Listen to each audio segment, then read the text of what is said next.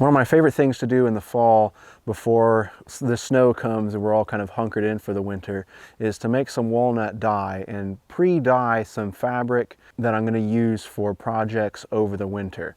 You can't really get walnuts during the winter or even really during the spring, so now is the time to be collecting them if you haven't already. So I'm very blessed. My property is filled with walnut trees, and because of that, squirrels. So I have to get out pretty early and collect nuts before the squirrels get to them. So I've gone out before we start on the video here and collected a bunch of walnuts. I had about a 5-gallon bucket full of black walnuts. So some of the hulls have died and some of them are still green. So I've kept them indoors, kept the squirrels away from them, because if you leave these outside, the squirrels will find them and they'll just tear through them. Speaking from experience. So now what we're doing is I've started a little fire in the campfire ring. I'm not back in the woods. This is something that I want to make sure I'm doing safely.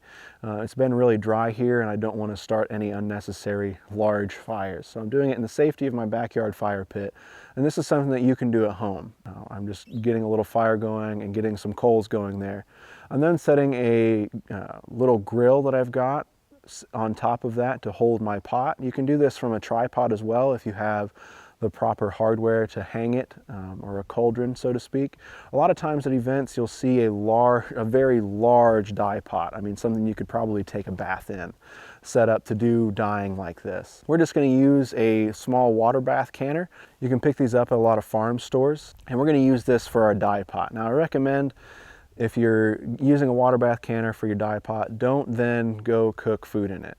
Get two and make sure that you're keeping your dye pot for dye only. So I've got my fire, I've got my grate, I've got my walnuts put into the water bath canner, and we're going to fill it up with water as high as it'll go. We're going to set this on the grill that we have over the coals in the fire and let it sit about 6 to 8 hours. We want to give it enough time for those walnuts to really boil down and concentrate that dye that we're looking for. Setting it on there for a couple hours is going to give you a little bit of color, but concentrating it and letting it really not necessarily boil but simmer all day, stirring it every now and then, making sure that you're breaking up and adjusting those walnuts so that we get as much of that dye out of them as we want. I started the fire probably about 10 in the morning and I let it sit until about 6 in the evening.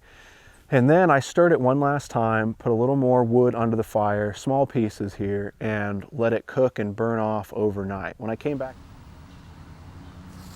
so here's the dye pot. I haven't opened it up yet to see what it looks like. We're going to take the lid off here and see what the difference looks like. If you remember yesterday, I mean, it was just the water and the walnuts. Some of the walnuts still had a green hull. So these have been soaking overnight now, probably close to 12 hours, and about 6 or 8 of that was under some kind of heat. I let them sit and cool overnight. It got dark and I wasn't going to come out here and work in the dark. So we're going to open up the lid here and see what kind of change we have. And wow, it's really dark. I've got a stick here and we can kind of see, so look at that color change on that stick itself. I mean, wow, it's already pretty concentrated. And if you'll notice, this pot was pretty full yesterday. We've really cooked off a lot of the water, which is really neat to see that dramatic change. I've got a ton of walnuts still down in here. And you notice they're all black. So that heat and simmering all day in this water really darkened them all up. What we're going to do now is strain these walnuts out so that we don't have any dirt or leaves or anything when we put our fabric in. Now I've rigged up this colander that came with this water bath canner. It's not a super filter. You can see those holes are probably about 1/8 of an inch wide, but it's going to do what we need to do. Mainly I'm just looking to keep the walnuts themselves and the leaves that got in with the walnut out of the dye mixture. So we're going to take our water bath canner, take our dye pot here, and we're just going to gently pour this in.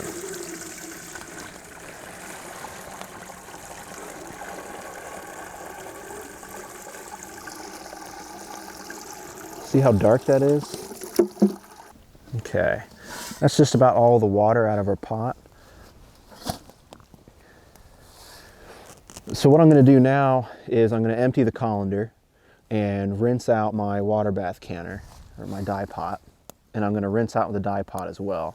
You can see there in that dye pot that there's a ton of dirt and walnut hull bits and bobs there that have come off the walnuts as we've stewed them. So we don't want that, all of that. I mean, a little bit's okay. It's going to give us kind of a natural look. But we want to get as much of that out as we can, just so we have a nice clean surface to put our fabric in.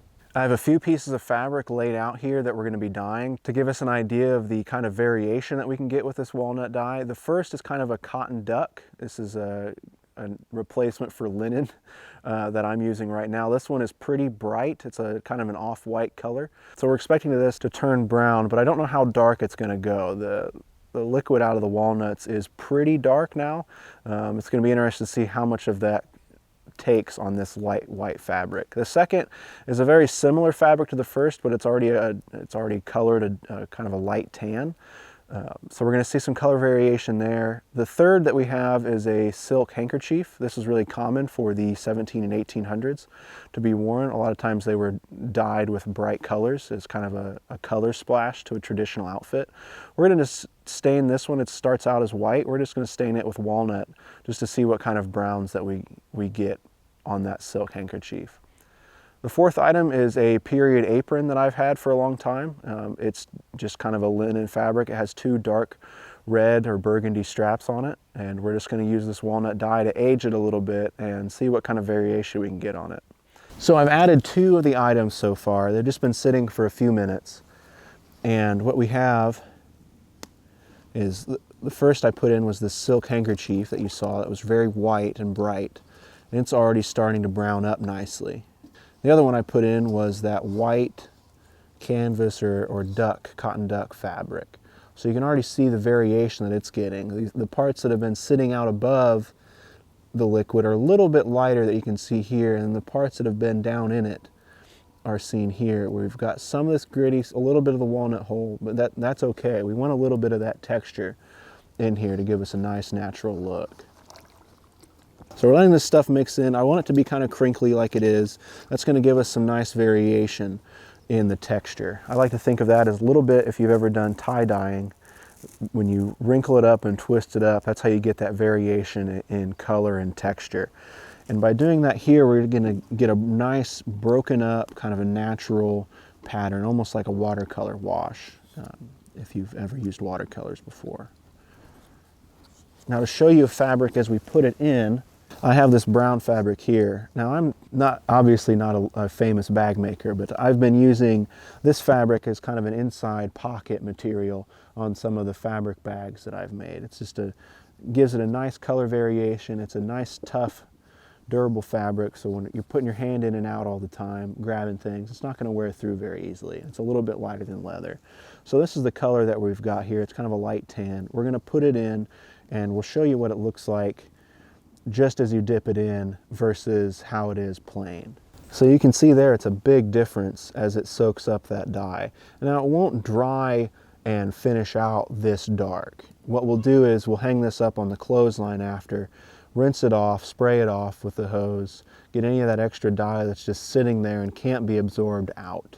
And it's going to cause the fabric to lighten up just a little bit. And then over time, if we'd like, if the dye kind of wears, or we're out in the sun a lot and it fades a little bit, the next year we can just put it back into the dye pot and darken it up, freshen it up a bit, and it'll be good as new. So we're going to stick that in there, make sure it gets submerged, and see what that looks like.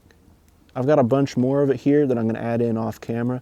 I'm going to try to fill the pot a little bit. Like I said, we're going to mix it up quite a bit throughout the day, every hour, a couple hours that we're cooking it here.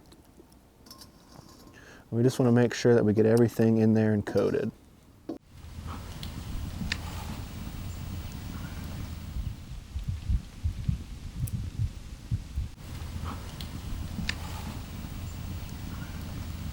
So what we're going to do now is we're going to take everything else out of the pot.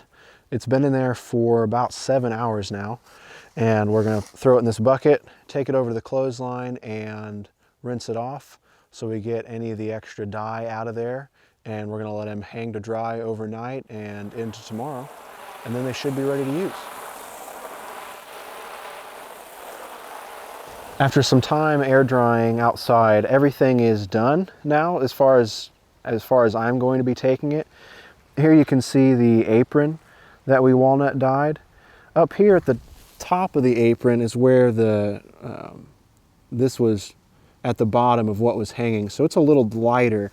Up here at the top, this part was wrapped over my clothesline. So you can see this back side didn't really get washed nearly as much, and it's got a little bit darker color and a little bit grittier than the parts that really got washed. And that's kind of the case across the board here. Here's that kind of tan fabric that we started with. You can see that the back side that we didn't spray directly is a little bit darker than the side that we did. That's just something interesting to take into account. If you want it to be more even, maybe spray both sides or don't spray both sides depending on what the color is. This little square here, we didn't really rinse it all just to see what it looked like and how it wore over time. And it's much darker than the parts that we rinsed. You can see here actually, the only part that's light is the part that the clothespin had been pinching. It got a little bit lighter there, but that's okay. Like I said, we're going to be using this for a little pocket on the inside of a bag. It doesn't need to be perfect. So that's the white there. It really darkened up nice. It's not bright anymore. It's just kind of a nice neutral light brown. It makes it feel a little bit more natural and woodsy for the stuff that I'm planning with it. Last but not least, here we have the silk scarf that we dyed. You'll remember it's a thin fabric, but it was still pretty bright white like the piece we just saw, but this came out to be a nice color too. This is a nice woodsy brown that I was looking for. There's a little bit of color variation, not a whole lot though. You can see kind of here on these corners. It got a little bit darker than it did out here in the center, but overall I'm really pleased with the color on this. There you have it. There's all 4 pieces that we dyed. There's some color variation across all of them, which I'm really excited about. It gives us some different looks. It doesn't make anything monotonous, even though all of this was dyed with the same walnut dye. These projects are now going to be taken into the shop and used for some other Craftsman's Corner videos. To catch up, be sure to check out the playlist. We'll have a link up now. This video is brought to you by the membership of the NMLRA. If you like what you're seeing with this video, be sure to check out nmlra.org/join to see how you can support what we're doing to preserve muzzleloading, living history, and traditional crafts. Thank you.